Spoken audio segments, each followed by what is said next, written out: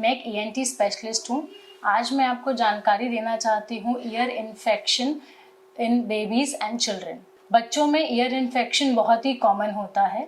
उससे पहले मैं थोड़ी जानकारी आपको कान के बारे में देना चाहती हूँ। कान हमारा 3 हिस्सों में बटा हुआ है। एक हमारा एक्सटर्नल, जिसको हम बाहर का ईयर जो हमें दिखाई देता है वो, फिर आता है हमारा मिडल ईयर और फिर आता है हमारा इनर ईयर।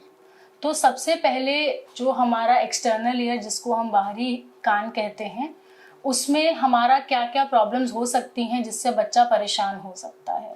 तो बेसिकली बच्चा हमें एज अ पेन बताएगा कि कान में उसको दर्द हो रहा है, या बच्चा बहुत ही छोटा है, 1 साल से छोटे वाले बच्चे बहुत ज़्यादा क्राई करेंगे, अनकंट्रोलेबल उनका रोना रहता है, हमें समझ में नहीं आता कि बच्चा रो क्यों रहा है।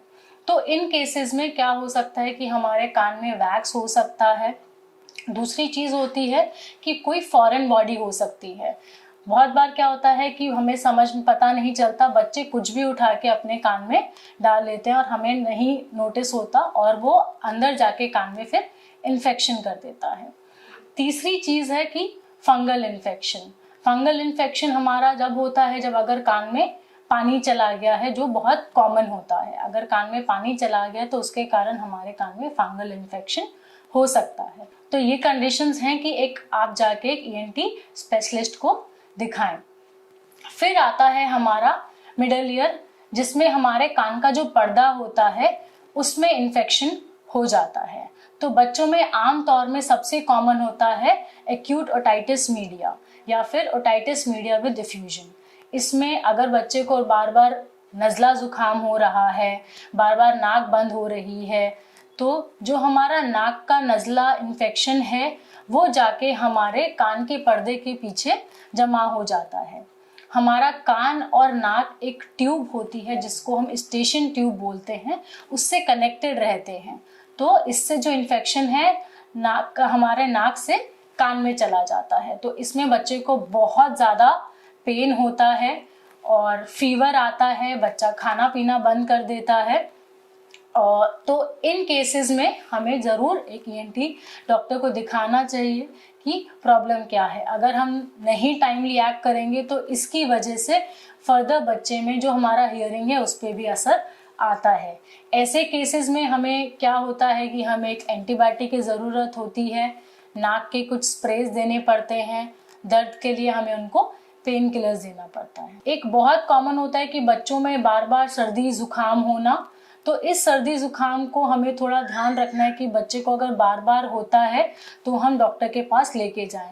अगर आपका बच्चा मुंह खोल के सोता है, रात को खर्राटे लेता है, तो ये भी कारण हो सकता है कि उसके नाक के पीछे हमारे एडेनॉइड्स होते हैं, वो मांस बढ़ा हो, जिसकी वजह से ये सब परेशानियां होती हैं। अब मैं थोड़ा जानकारी देना चाहती हूँ आप लोगों की। जैसे ही एक न्यूबॉर्न बच्चा होता है तो उसमें जो सबसे इम्पॉर्टेंट होता है कि हम अपने बच्चे का पहले ही 1 से 3 दिन में हियरिंग टेस्ट कराएं, जिसको हम OAE बोलते हैं। वो हमारा प्रिलिमिनरी हियरिंग टेस्ट होता है बच्चों के लिए।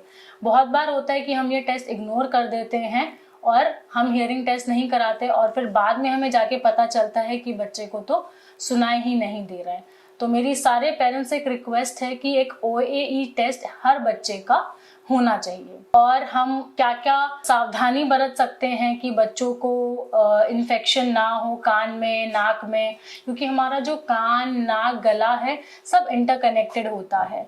और पहले 1 साल में बच्चे को बहुत ज़्यादा सर्दी जुकाम होता है। बार बार हमने देखा है कि हर 1.5-2 महीने में बच्चे को सर्दी जुकाम लग जाता है। वो होना भी नॉर्मल है क्योंकि बच्चा बहुत छोटा होता है एंड धीरे धीरे उसकी इम्यूनिटी डेवलप होती है। तो हमें थोड़ा बस ये ध्यान रखना है कि वो ज़्यादा सिवियर ना हो।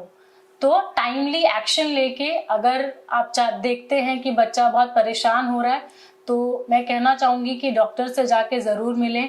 घर पे अननेसेसरी अपने आप कोई इलाज ना करें। बहुत बार देखने में होता है कि बच्चे को अगर कान में दिक्कत होती है तो सब लोग बोलते हैं कि लहसुन और तेल गरम करके आप डाल दीजिए। तो मेरी राय है कि हमें ऐसा नहीं करना चाहिए। बहुत बार क्या होता है, तेल डालने से वो एक मीडियम बन जाता है, उसी में फिर आगे जाके इन्फेक्शन हो जाता है। Thank you.